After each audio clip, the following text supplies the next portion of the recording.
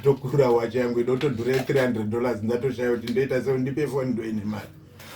So kurota wakapedza 1000 more than 1000 in 2 days. Who's what was from profit uine aida kutora 1000.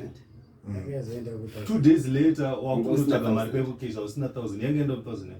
Ndosandotaura kuti ma 1000 iwe wati hamuzanyo mukwese nasteri muzanyo mukwese nasteri ngaatsanangudze freely ngaatsanangudze freely ngaatsanangudze ndigone yatsonotsanangura ava ndikutaura hangu ndavanotaura kundudza zvakanaka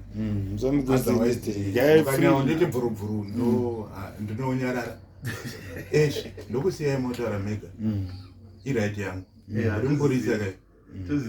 ndichandaura ndakumba nyaya idzi ndayazokuda aiwa indaite kuda asi shefa hangu ava ndanyingwapa ukabrief achivapa no problem. Saka ndadaro manhu ndati kwamutare paboys aimba ndati kwamutare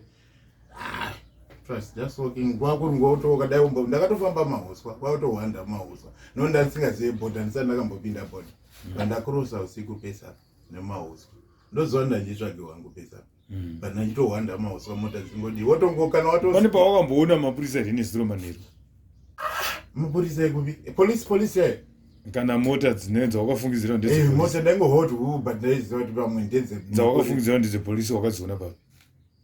pane pamwe pana ndakahwanda so pamwe pachi ingoti nzvimbo dzemamutara handise but pane pana ndakahwanda ndaiona mota dzati hana ndiri padhuze ndatiri kure yani mune mazuswa here mwe ndaingodaiwo ndongohwanda handiko pagame park papa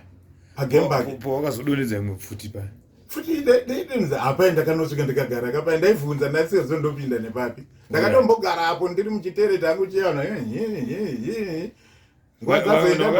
ndionani mwana vepaki handi pane paki here yakanga yakatoda ikapfuti dzaitonzi ndichitonzwa wangu kuti uri mutoereri aiwa ndazokufamba bosi ndakaudza mufana wandakaudza ngari uchida sadza ndakuda sadza manye zara kandiro zara kabuda